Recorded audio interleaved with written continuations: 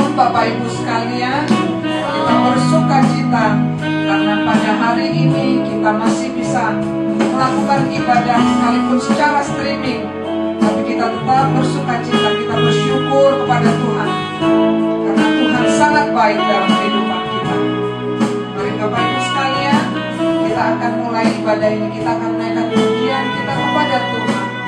Katakan, "Ku datang ya Bapa dalam kerinduan, memandang keindahan-Mu.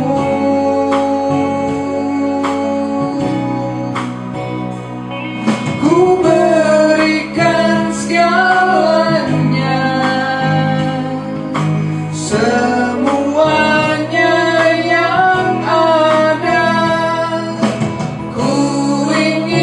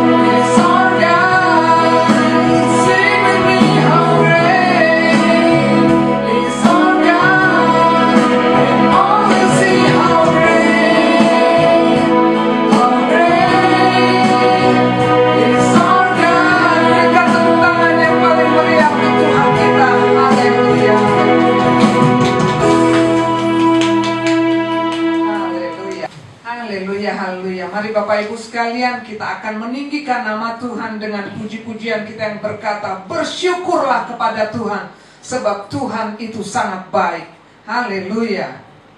Mari kita datang ke baitnya dengan hati bersyukur. Kita masuk pelatarannya dengan hati bersuka. Katakan Tuhan baik.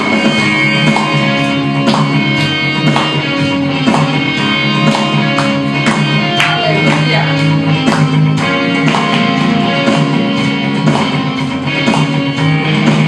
Datanglah ke baitnya.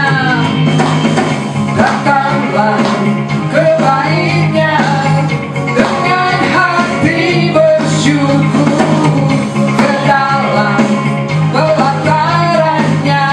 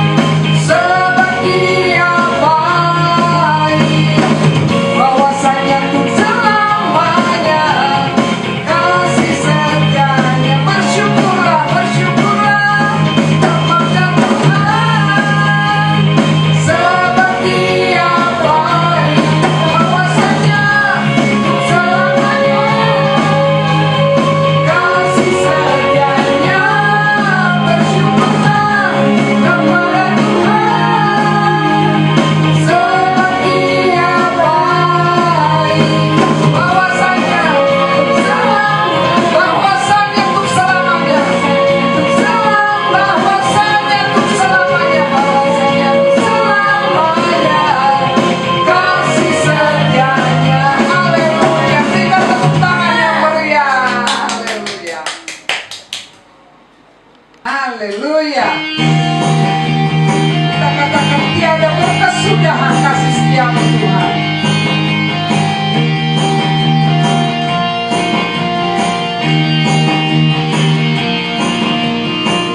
Tiada berkesudahan kasih setiamu Tuhan, selalu baru rahmat-Mu bagiku.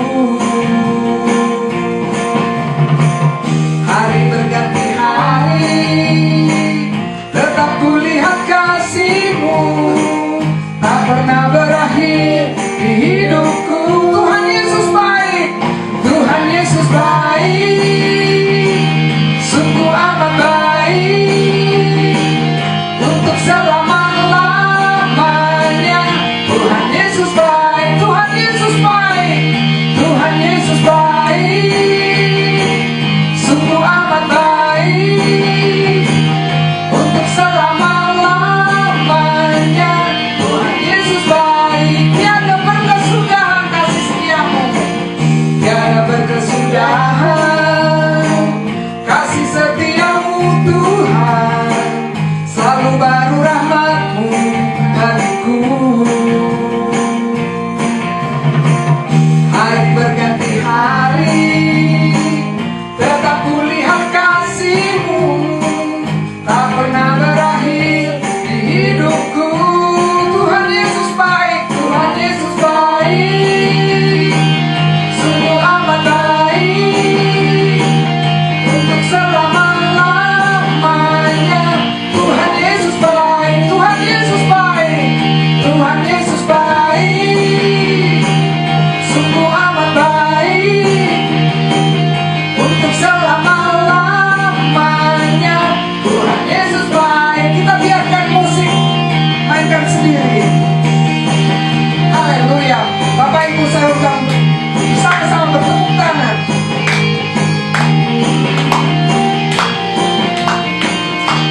Yesus terlalu baik.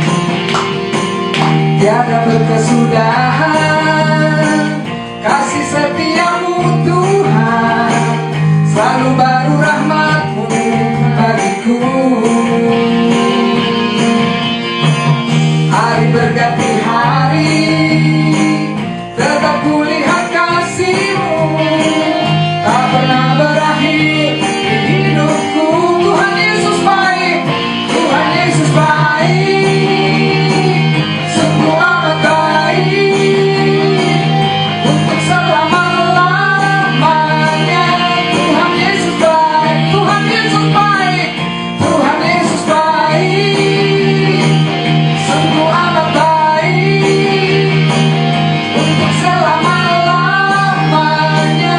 Tuhan Yesus baik, untuk selama-lamanya, untuk selama-lamanya. Tuhan Yesus baik, untuk selama-lamanya, untuk selama-lamanya. Tuhan Yesus baik. Berikan tepuk tangan yang meriah. Haleluya, haleluya.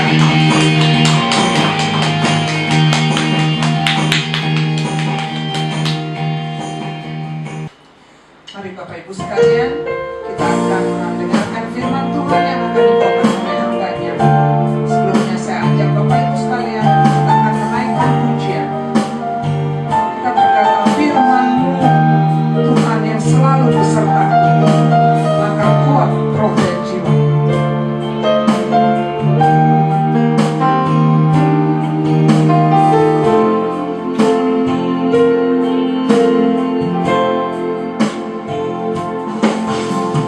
Firman-Mu berkata, Kau besertaku, maka buat roh dan jiwaku. Tangan-Mu Tuhan selalu ku nantikan, di setiap langkahku percaya, dengan sayap-Mu ku akan terbang tinggi di tengah badai hidup. Ku tak menyerah.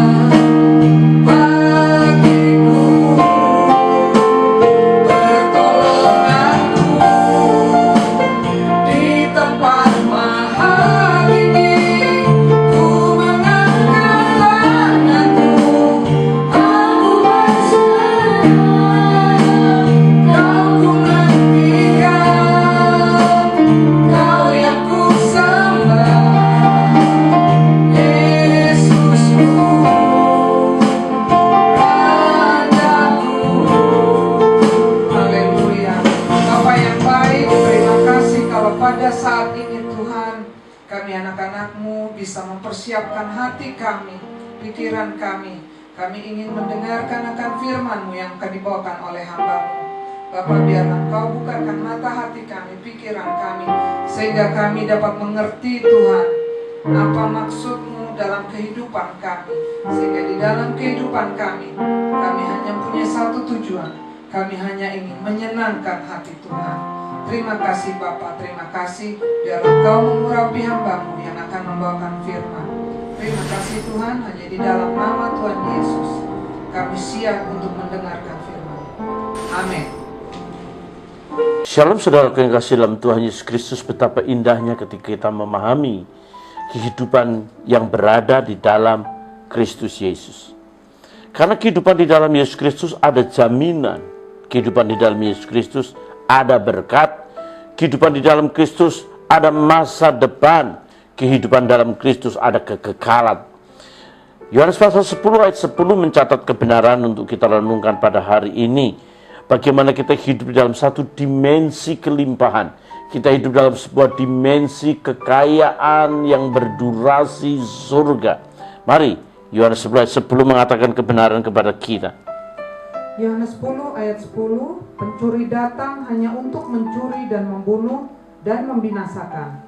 Aku datang supaya mereka mempunyai hidup dan mempunyainya dalam segala kelimpahan. Saudaraku yang kekasih, biasanya ayat ini diartikan oleh banyak orang-orang percaya hidup di dalam Kristus itu hidup serba mewah, hidup kelimpahan secara materi, bahkan beberapa di antaranya mereka menggunakan hidup secara hedonisme, hidup berfoya-foya, hidup dengan segala kemewahan duniawi.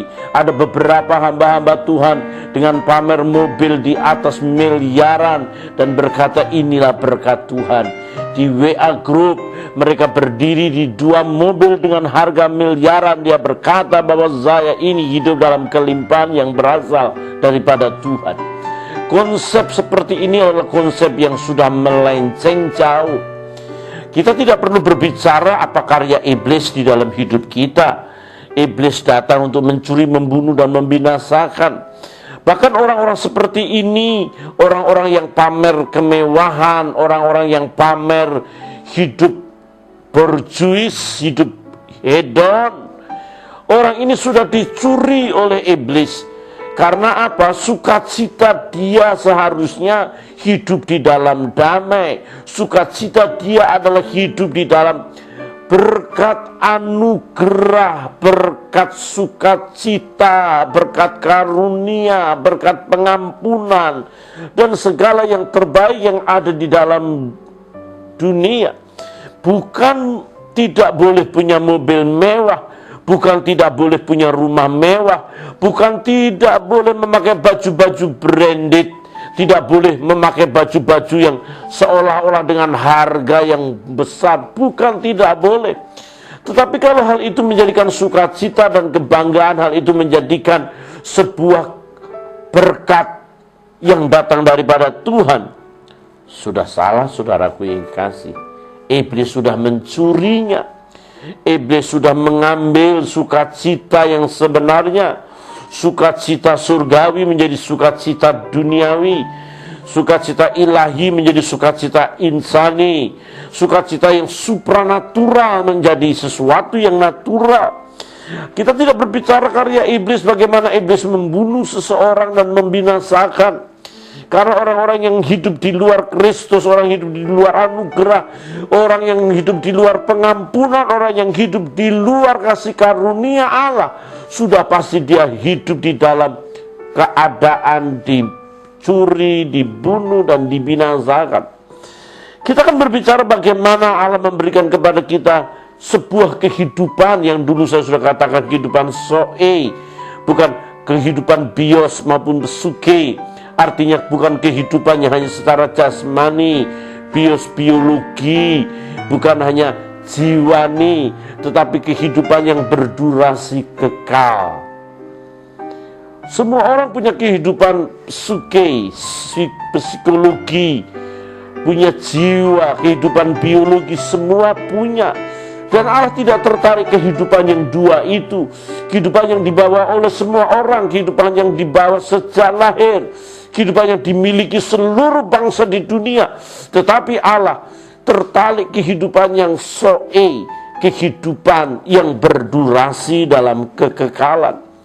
Kata kehidupan ini penting, karena barang siapa punya anak, dia punya hidup. Barang siapa tidak punya anak, dia tidak punya hidup. Jadi barang siapa tidak punya Yesus Kristus, dia tidak punya hidup. Dia hanya sekedar ada. Dia pernah ada di bumi, dia pernah tampil ada seperti batu, seperti pohon, seperti sesuatu yang lain. Tapi kehidupan yang soe adalah kehidupan yang standarnya surga. Dan kehidupan yang soe itu adalah kehidupan yang berkelimpahan, kehidupan yang berdurasi kekal, kehidupan yang sungguh-sungguh memiliki masa depan yang cerah, kehidupan yang sungguh-sungguh hidup yang memiliki pengharapan. Saudaraku yang kasih dalam Tuhan, Yeremia 29 ayat 11 mengatakan kepada kita, kehidupan yang sungguh-sungguh yang berkelimpahan itu kehidupan yang punya masa depan, kehidupan yang punya harapan. Kelimpahan ini adalah sebuah kehidupan yang sangat indah. Yeremia 29 11 sudah sangat terkenal sekali. Yeremia 29 ayat yang 11, sebab aku ini mengetahui rancangan-rancangan apa yang ada padaku mengenai kamu. Demikianlah firman Tuhan, yaitu rancangan damai sejahtera dan bukan rancangan kecelakaan, untuk memberikan kepadamu hari depan yang penuh harapan. Ya, sekali lagi dibaca. Jelas saudaraku, dan renungkan kata Tuhan ini. Sebab aku ini mengetahui rancangan-rancangan apa yang ada padaku mengenai kamu. Demikianlah firman Tuhan, yaitu rancangan damai sejahtera dan bukan rancangan kecelakaan, untuk memberikan kepadamu hari depan yang penuh harapan. Oh haleluya, saudaraku yang kekasih. Kita punya perjalanan masa depan. My journey. Perjalanan kita. Kita memiliki kehidupan yang berproses panjang. Kehidupan yang terus-menerus mengalami perubahan. Kehidupan yang terus-menerus mengembangkan diri. Saudaraku yang kekasih di dalam Tuhan Yesus Kristus, harus dipahami, harus diakui, hidup kita itu berjalan.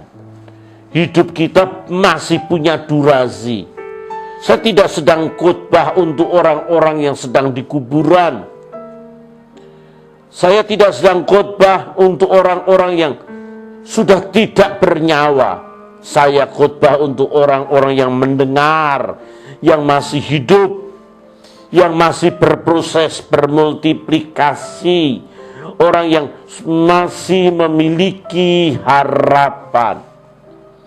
Jadi ketika hidup saudara saat ini merasa buntu, hidup saudara dipenuhi dengan persoalan dan masalah, sebagaimana bangsa kita memiliki sebuah kehidupan terancam oleh berbagai macam wabah COVID-19 yang mengguncangkan semua sendi, baik sendi ekonomi, sendi sosial, politik, bahkan gereja juga mengalami guncangan-guncangan itu. Seolah-olah orang sudah hopeless, tapi percayalah kita punya hopeful. I love you full, artinya cinta yang sepenuhnya, cinta banget deh. Kalau hopeful, kita punya harapan, kita punya sebuah penantian yang luar biasa yang ada di dalam Tuhan. Kelimpahan yang Yesus katakan di dalam Yohanes 10 ayat 10 tadi adalah pericu super abundant in quality, super and quantity. Super itu super, abundant itu luber. Jadi supernya luber, melimpah ke kanan dan ke kiri. Untuk itu saudaraku yang kekasih di dalam Tuhan Yesus Kristus, perlu diartikan bahwa kehidupan yang pertama kali yang harus diakui, yang dicuri iblis itu adalah hal-hal yang rohani dulu, bukan jasmani. Jasmani memang seolah-olah hilang. Ayub ketika hartanya ludes diambil, Allah izinkan iblis merampok semua hartanya. Seharusnya secara normal Ayub jatuh terjerembab. Ketika 10 anaknya meninggal, seharusnya Ayub tidak berdaya. Tetapi kelimpahan yang Ayub miliki bukan kelimpahan di luar, tetapi kelimpahan yang di dalam. Kalau kelimpahan yang di dalam itu, yang di luar tidak berpengaruh sama sekali, saudaraku. Seharusnya ketika Ayub mengalami kehabisan harta dunia, tidak ada satupun yang mendukung, sahabat-sahabatnya mengkhianati dia, anaknya semua tewas. Harus diakui iblis sedang mencuri dan membunuh segala sesuatunya. Tetapi kelimpahan yang Ayub miliki tidak terdapat di luar, tetapi di dalam. Saudara tahu bagaimana Habakuk melihat ketidakadilan. Bagaimana orang-orang kafir, orang-orang yang tidak percaya Tuhan hidupnya makmur, sehat, gemuk, tidak mengalami berbagai macam bencana dan malapetaka. Habakuk, saudaraku yang kekasih, melihat segala sesuatunya tidak ada satupun yang diharapkan. Dalam Habakuk pasal 7 mengatakan kebenaran kepada kita. Habakuk 3 ayat 17. Sekalipun pohon ara tidak berbunga, pohon anggur tidak berbuah, hasil pohon zaitun mengecewakan. Sekalipun ladang-ladang tidak menghasilkan bahan makanan, kambing domba terhalau dari kurungan, dan tidak ada lembu sapi dalam kandang. Namun aku akan bersorak-sorak di dalam Tuhan, beria-ria di dalam Allah yang menyelamatkan aku. Allah, Tuhanku itu kekuatanku. Ia membuat kakiku seperti kaki rusa. Ia membiarkan aku berjejak di bukit-bukitku. Saudaraku yang kekasih, sekalipun pohon ara tidak berbunga, sekalipun hasil pohon zaitun mengecewakan, ladang-ladang tidak menghasilkan bahan makanan, kambing domba terhalau dari kurungan, dan tidak ada lembu sapi dalam kandang, namun aku akan beria-ria di dalam Allah yang menyelamatkanku. Orang model apa Habakuk ini? Tidak ada satupun yang diharapkan, tidak ada sesuatu yang membuat dia nyaman, tidak ada sesuatu yang dia bisa makan. Tetapi dia berkata bahwa aku akan bersuka cita, aku akan bersukaria, bahkan aku seperti kijang. Saudara tahu ya, Habakuk memiliki deposit spirit. Deposit itu sebuah kelimpahan. Yesus berkata, aku datang memberikan kamu hidup yang berkelimpahan. Kelimpahan itu abundantly, luber. Dan lubernya Habakuk yang miliki, dia tidak bergantung sesuatu yang dari luar. Dia tidak bergantung sesuatu yang ia miliki, kemewahan, kejayaan, kemuliaan, pangkat dan jabatan. Persis yang Ayub miliki, yang semua diambil, baik kesehatan, keluarga, harta benda. Tetapi karena deposit spirit, kelimpahan itulah yang membuat mereka terus bertahan hidup. Bukan saja sekedar bertahan, tetapi iman mereka malah muncul. Iman mereka berkata bahwa aku akan beria-ria karena Allah yang menyelamatkanku. Kalau Ayub berkata, bukan karena kata orang saja aku tahu tentang engkau, tetapi mataku sendiri melihat.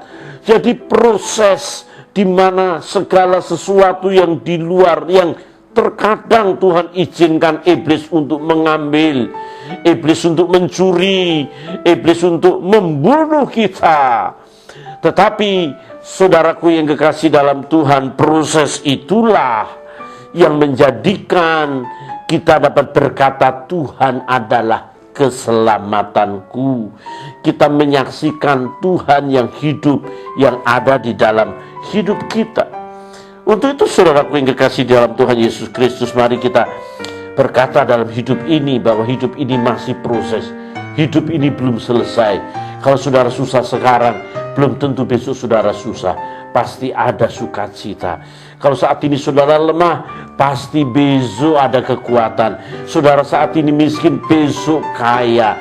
Karena hidup ini selalu berputar, kata orang dunia. Tetapi anak Tuhan hidup tidak sedang berputar seperti roda. Hidup seperti tangga, semakin hari semakin naik. Karena rancanganku bukan rancanganmu. Rancanganku tidak mendatangkan kecelakaan, tetapi rancanganku mendatangkan sukacita yang besar. Sukacita yang besar itu adalah sebuah pengharapan. Sebuah pengharapan yang disiapkan oleh Yesus Kristus di dalam kelimpahan itu. Kelimpahan itu merupakan sebuah bukti kita punya kualitas. Ulangan 28 ayat yang ke-13. Ulangan 28 yang 13 ini mengatakan kepada kita bahwa kita memiliki kualitas. Semakin hari seharusnya kita menjadi kepala dan bukan ekor. Mari ayat Ulangan 28 ayat 13. Ulangan 28 ayat 13. Tuhan akan mengangkat engkau menjadi kepala dan bukan menjadi ekor. Engkau akan tetap naik dan bukan turun. Apabila engkau mendengarkan perintah Tuhan Allahmu yang kusampaikan pada hari ini, kau lakukan dengan setia. Saudaraku yang kekasih dalam Tuhan Yesus Kristus, sekali lagi yang dikatakan Tuhan kelimpahan itu adalah kehidupan yang berproses. Kehidupan yang semakin hari semakin naik dan bukan turun, kepala dan bukan ekor.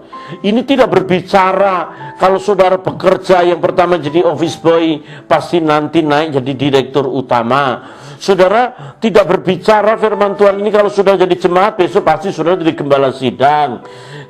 Ayat ini tidak berbicara kepada saudara ketika saudara guru nanti menjadi kepala sekolah. Tidak, saudaraku. Ini tidak berbicara soal saudara jadi satpam nanti jadi jenderal. Tidak. Ayat ini berbicara soal proses kehidupan yang memiliki kualitas, memiliki mutu seperti Kristus. Mutu yang sangat-sangat menyenangkan, terutama karakter. Karena ini berbicara soal kualitas, maka kualitas kekristenan semakin hari harus semakin bermutu surga, bukan bermutu dunia. Saya heran masih banyak orang menghakimi orang lain. Hamba Tuhan masih menghakimi orang lain, mesti orang itu masuk neraka.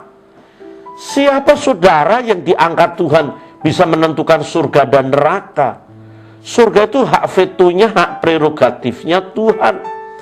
Kalau saudara mengatakan orang itu pasti masuk neraka, siapa saudara? Betapa saudara menjadi orang yang mulai sangat sombong banget. Betapa saudara memvonis orang seenaknya, yang surga, yang neraka. Saudara tidak beda dengan orang-orang yang suka mengatakan orang kafir, suka mengatakan selain agamanya tidak masuk surga. Saudara hamba Tuhan, saudara pelayan Tuhan, saudara pemberita Injil, sampaikanlah firman Tuhan membuat orang menerima sebuah kebenaran. Saudara kan beralasan bahwa supaya orang bertobat. Orang bertobat itu tidak menghakimi orang lain. Saudara menunjukkan saudara tidak berkualitas. Sekalipun saudara doktor, sekalipun saudara profesor sekalipun. Tetapi manifestasi khotbah saudara adalah manifestasi kesombongan saudara. Saya beritahu sesuatu kepada saudara, dengar. Kualitas ini menjadi orang kualitas semakin rendah hati. Kualitas semakin orang punya mutu, mempermuliakan nama Tuhan. Kalau saudara menghakimi orang lain surga, menghakimi orang lain neraka, saudara sudah mengambil alih Tuhan. Saudara sudah mengambil kedudukan Tuhan. Semua orang tertuju kepada saudara. Saudara ingat, hamba Tuhan itu membawa jemaat kepada Tuhan, bukan membawa jiwa kepada dirinya sendiri. Kehidupan ini berproses.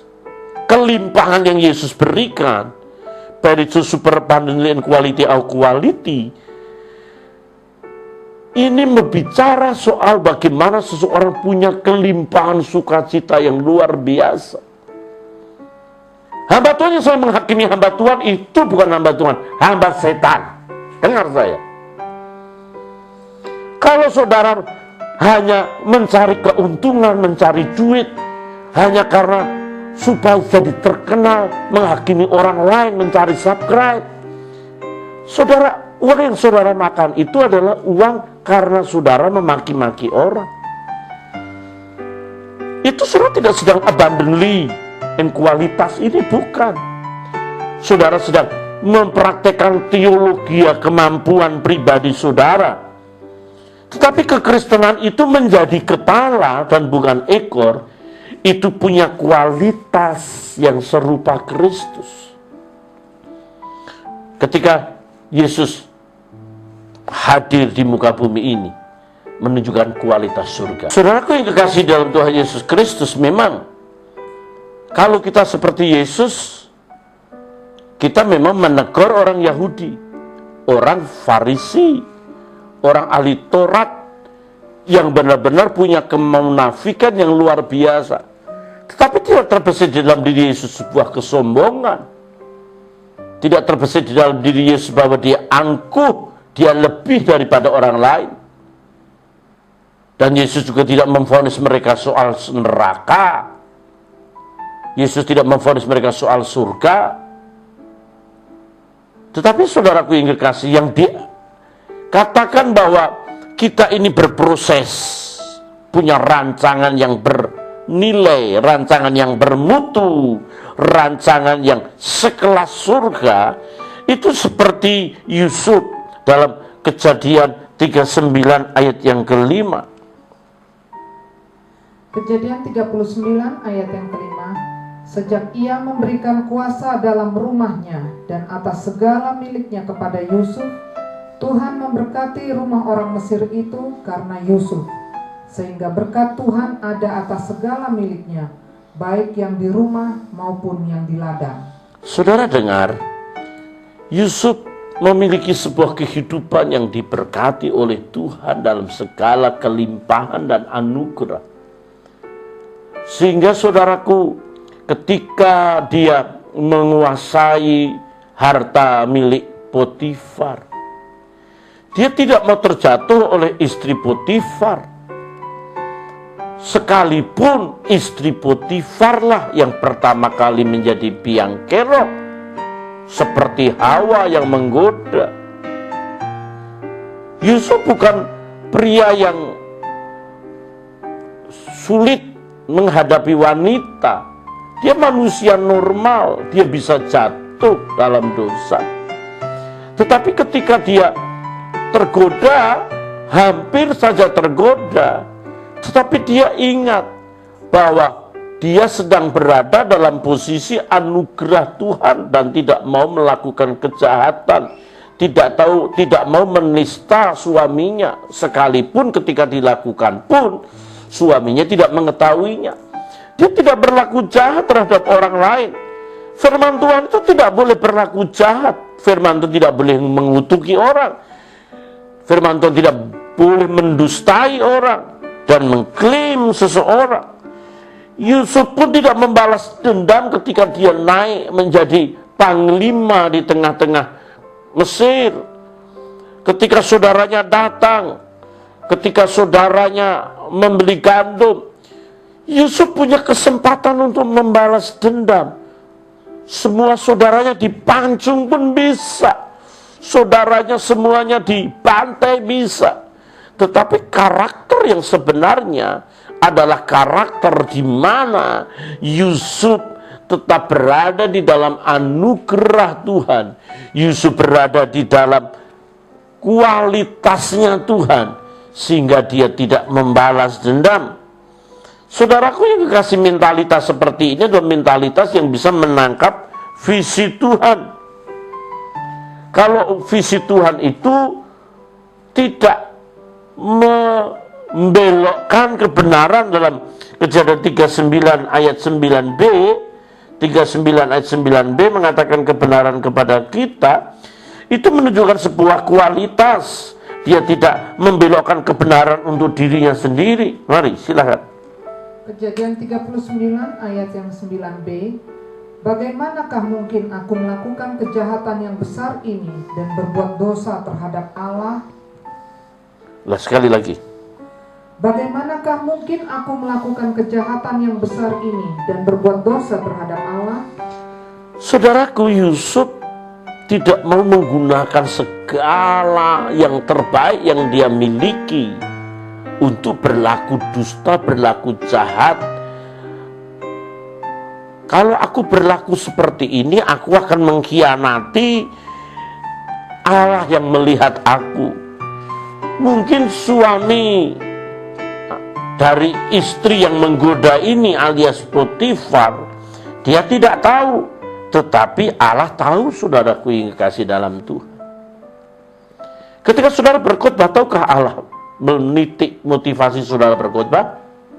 Ya. Motivasi berkhotbah yang bagaimana? Yang Allah berkenan. Motivasi yang memang menyampaikan kebenaran. Motivasi yang memang benar-benar mempermuliakan nama Tuhan. Tidak tahukah saudara, banyak hamba Tuhan sudah menjadi Tuhan bagi jemaatnya? Seorang sahabat saya yang memiliki hati dan doa yang luar biasa. Bahkan dia bisa berbicara dengan Tuhan.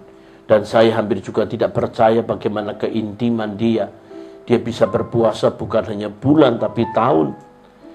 Dia bisa mendengar suara Tuhan dan bercakap-cakap seperti layaknya saya dengan sahabat-sahabat saya.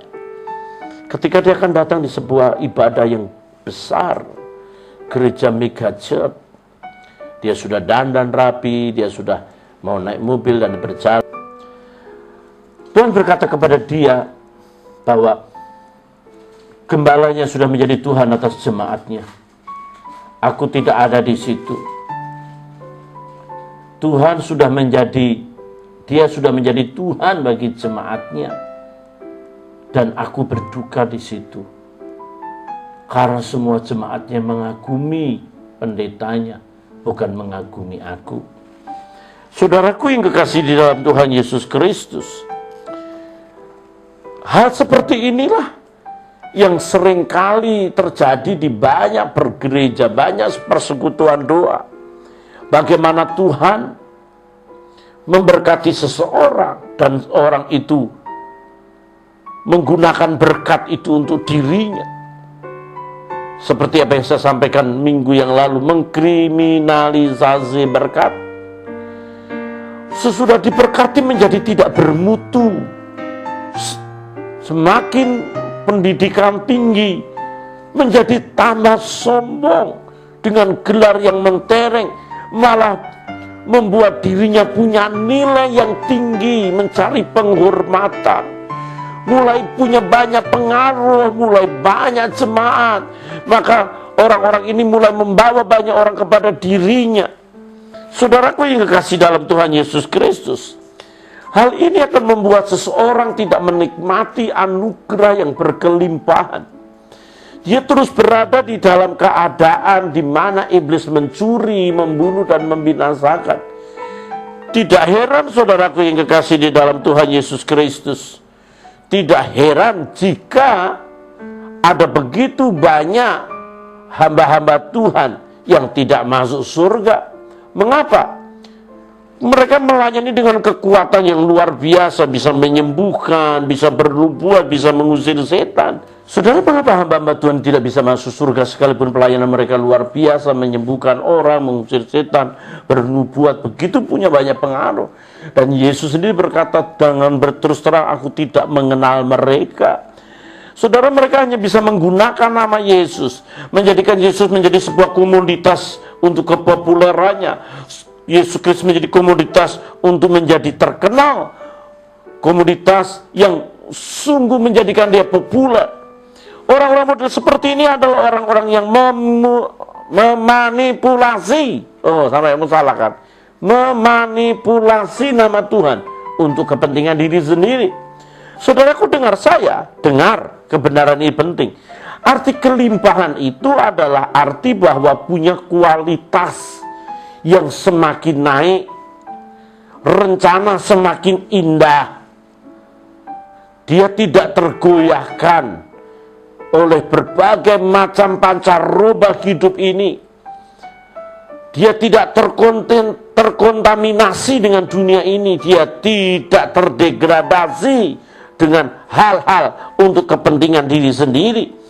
Tetapi saudara-saudaraku yang kekasih dalam Tuhan Yesus Kristus, ketika seseorang memahami apa arti dari kualitas seperti Kristus, maka satu hal yang terpenting dia memiliki sebuah kerendahan hati. Firman Tuhan tidak untuk menjadi kesombongan, kemewahan, kehebatan, sekalipun doktor, profesor, gelar master. Firman Tuhan bukan tidak untuk menghancurkan orang lain, bukan untuk menghancurkan orang lain maksud saya, kredibilitas orang lain.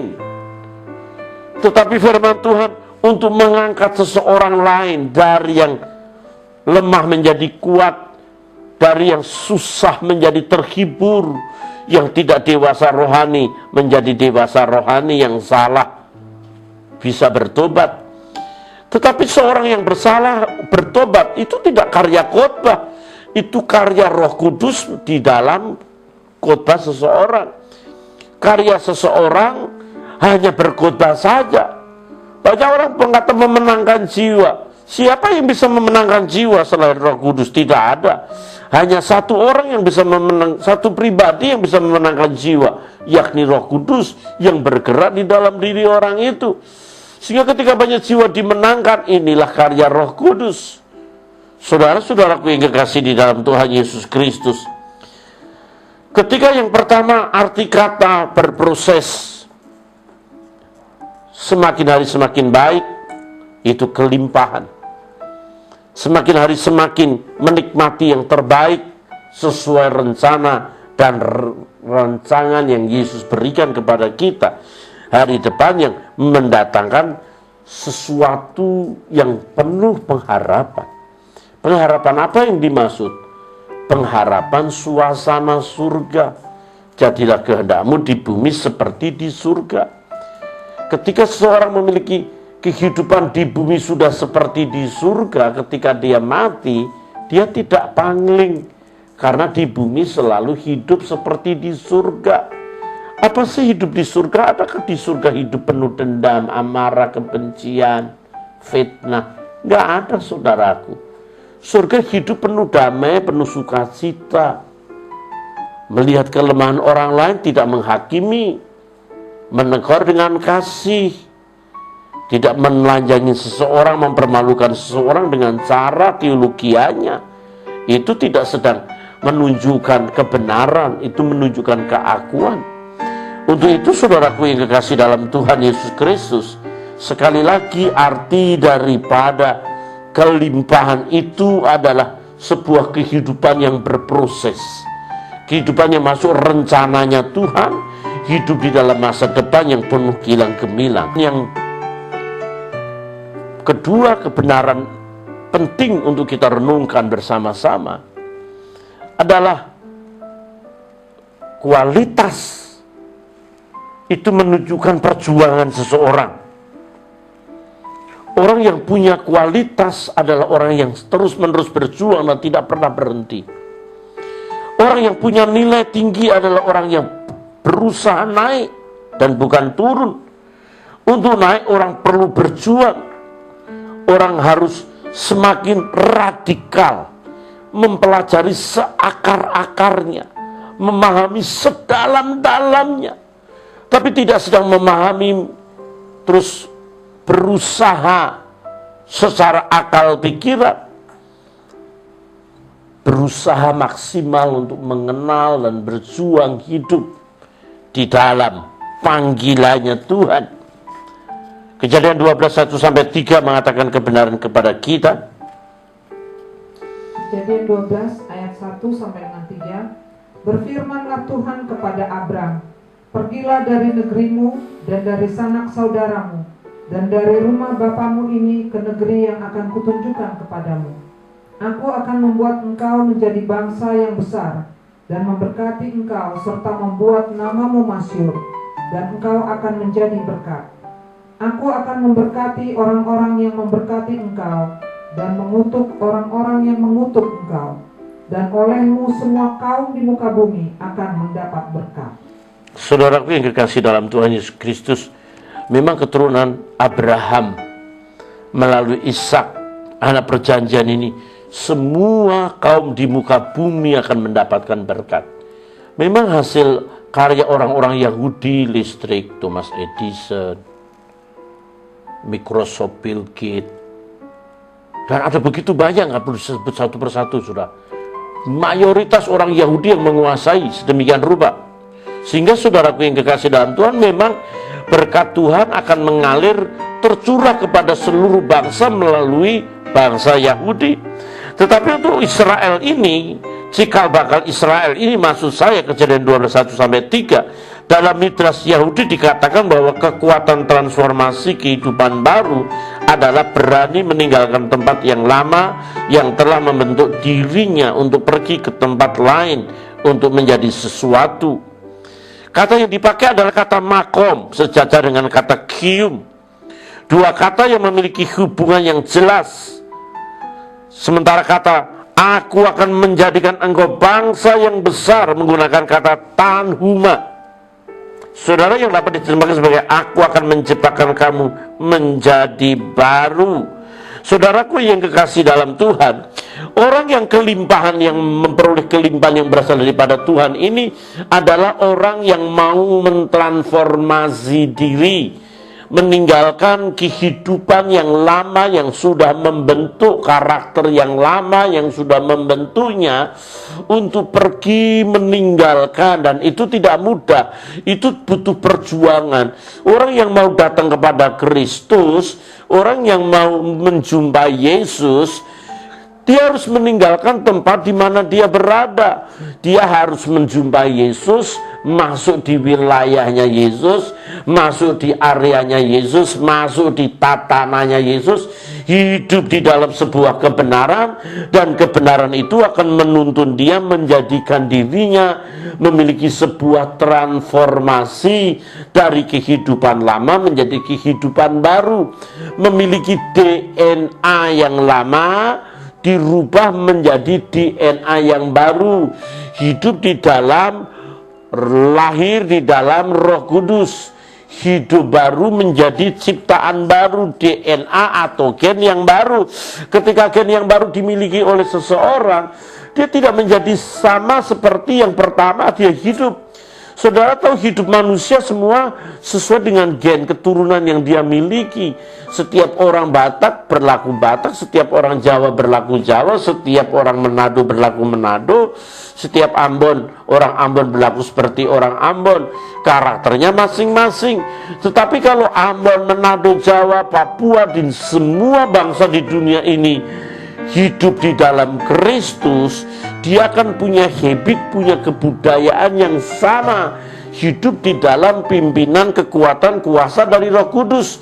Maka Roh Kudus menjadi DNA-nya, Roh Kudus akan membentuk anatomi spiritnya, anatomi spirit yang bertumbuh serupa Kristus.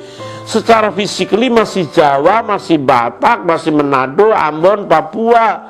Saudaraku yang kekasih dalam Tuhan, tidak berubah secara fisikly, sama yang keriting-keriting, yang pendek-pendek, yang tinggi-tinggi, yang putih-putih, yang hitam-hitam, sama secara fisikly sama. Tetapi di dalam Kristus anatomi spiritnya berbeda. Anatomi spirit ini dibentuk menjadi orang yang punya karakter yang sama, punya kebudayaan sama, kata-kata yang sama, naluri hasrat yang sama. Karena apa? Anatomi spiritnya ini membentuk orang ini dengan alamat yang tepat, jalan surga kekal, RT kelimpahan, RW keberkatan, nomor sukacita. Itulah surga. Saudaraku yang kekasih dalam Tuhan Yesus Kristus, ketika seseorang menikmati transformasi ini, dia berani meninggalkan kehidupan lamanya, karakter lamanya, tidak lagi Jawa, tidak lagi Batak, Papua, Manado, memiliki gen yang sama, gen di dalam Kristus Yesus, maka dia tidak tenggelam di dalam kemelekatan akan dunia ini. Maka Paulus mengatakan kepada kita bahwa kita harus meninggalkan segala sesuatu yang bernuansa duniawi. Roma 12 ayat 1 sampai 2 mengatakan kebenaran kepada kita. Kita renungkan bersama-sama ayat itu, saudaraku. Roma 12 ayat 1 sampai dengan 2. Karena itu, saudara-saudara, demi kemurahan Allah, aku menasihatkan kamu supaya kamu mempersembahkan tubuhmu sebagai persembahan yang hidup, yang kudus, dan yang berkenan kepada Allah. Itu adalah ibadahmu yang sejati. Janganlah kamu menjadi serupa dengan dunia ini, tetapi berubahlah oleh pembaruan budimu, sehingga kamu dapat membedakan manakah kehendak Allah, apa yang baik, yang berkenan kepada Allah, dan yang sempurna. Saudaraku yang kekasih dalam Tuhan, orang yang berproses, orang yang Alkitab mengatakan sebuah kebenaran bahwa hidup ini harus berubah, hidup ini harus bertransformasi, bermetamorfose, berubah dari yang lama, mungkin dari kepompong menjadi ulat dan jadi kupu-kupu. Tidak mungkin dari kupu-kupu akan menjadi ulat. Tetapi ada banyak orang diberkati Tuhan, udah jadi kupu-kupu, jadi ulat lagi, menjijikkan. Kata-katanya menghakimi orang, kata-katanya merasa diri so hebat. Saudara, menjadi lagi itu mesti yang lama itu. Seharusnya tidak boleh seperti itu. Seharusnya harus berubah. Semakin santun, semakin memahami dan mengerti kebenaran firman Tuhan. Untuk itu kebenaran ini penting untuk kita renungkan bersama-sama, saudaraku yang kekasih. Mari kita hidup di dalam rencananya Tuhan. Rencananya yang indah, yakni kelimpahan. Kelimpahan itu berjuang, dan berjuang itu pasti mengembang. Mengembang tidak menjadi seperti duniawi, tapi mengembang menjadi serupa dengan Kristus Yesus oleh pimpinan Roh Kudus. Orang-orang yang mengembang ini akan mengejar hal-hal yang spiritual, bukan hal-hal yang ritual. Ritual-ritual agamawi itu tidak akan dapat memuaskan seseorang, tetapi spiritual yang akan membangun anatomi spirit kita. Biarlah firman Tuhan ini menjadikan kekuatan buat setiap kita. Jangan berada di dalam posisi iblis mencuri, membunuh dan membinasakan, tapi berdirilah menjadi orang yang hidup dalam kelimpahan. Orang yang hidup dalam kelimpahan itu orang yang memiliki kualitas, orang memiliki mutu, orang memiliki perjuangan hidup, orang yang bertransformasi. Dan kiranya Tuhan memberkati saudara. Haleluya, haleluya. Amin, amin. Kekuatanku hanya dalam hadirat-Mu, Yesusku, hanya dalam segalanya.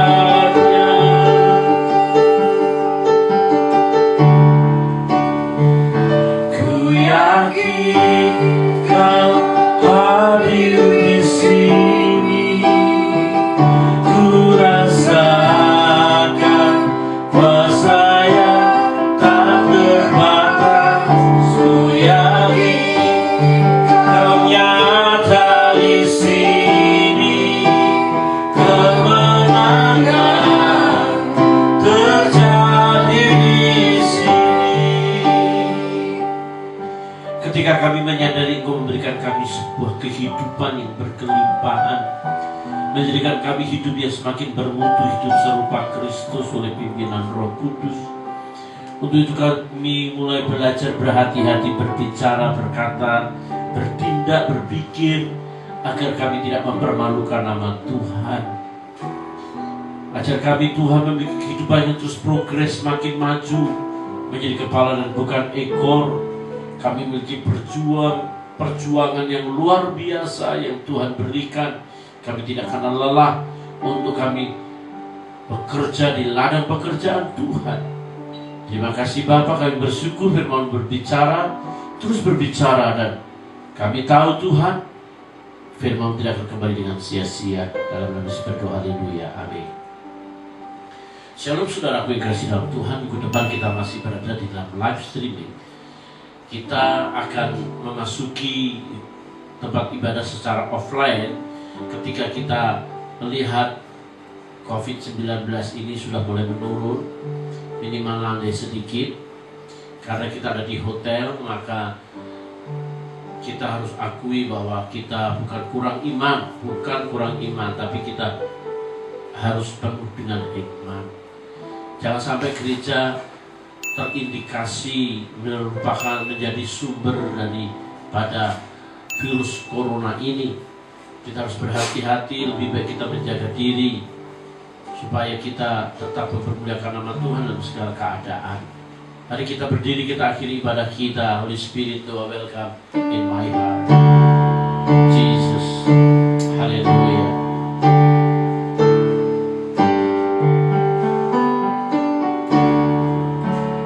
Holy Spirit, you are welcome in my heart. Holy Spirit, you are welcome in my heart. Omnipotent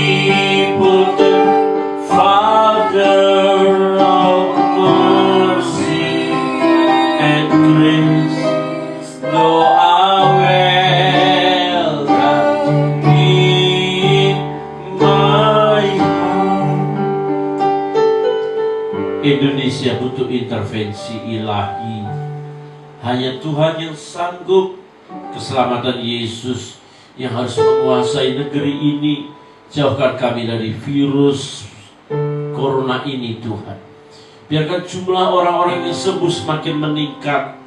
Dan Tuhan, Engkau kirim orang-orang yang pandai, orang-orang yang cerdas, yang menemukan penangkal dari virus ini. Sehingga Tuhan, kami boleh kembali hidup normal, beribadah normal, sekolah normal, bekerja normal.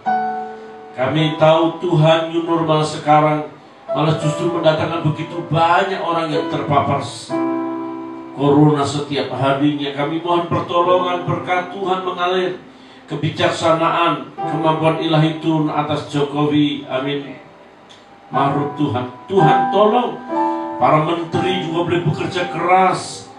Tuhan tolong pimpinan TNI, Kapolri, dan seluruh aparatur negara yang lain, dari gubernur, bupati, dan wali kota, camat, RT, RW, lurah, dan seluruhnya. Tuhan tolong agar mereka juga bekerja sama, bersatu. Jauhkan kami dari orang-orang jahat, orang yang selalu mengkritik, orang yang tidak jelas, selalu membuat huru-hara negeri ini. Tuhan tangkap mereka dalam nama Yesus Kristus. Kami akhiri ibadah ini, kiranya berkat Tuhan mengalir. Saudaraku, diberkatilah Engkau dari Bapa di surga, pencipta langit dan bumi, dalam Kristus Yesus Kristus Tuhan dan Juru Selamatmu, dalam persekutuan penghiburan, kekuatan, pemulihan, pengurapan Roh Kudus, turun atasmu sekarang sampai Maranatha Yesus Kristus yang kedua kali. Yang percaya berkati berkata, amin, amin. Tuhan memberkati saudaraku, sampai berjumpa minggu yang akan datang. Haleluya, amin.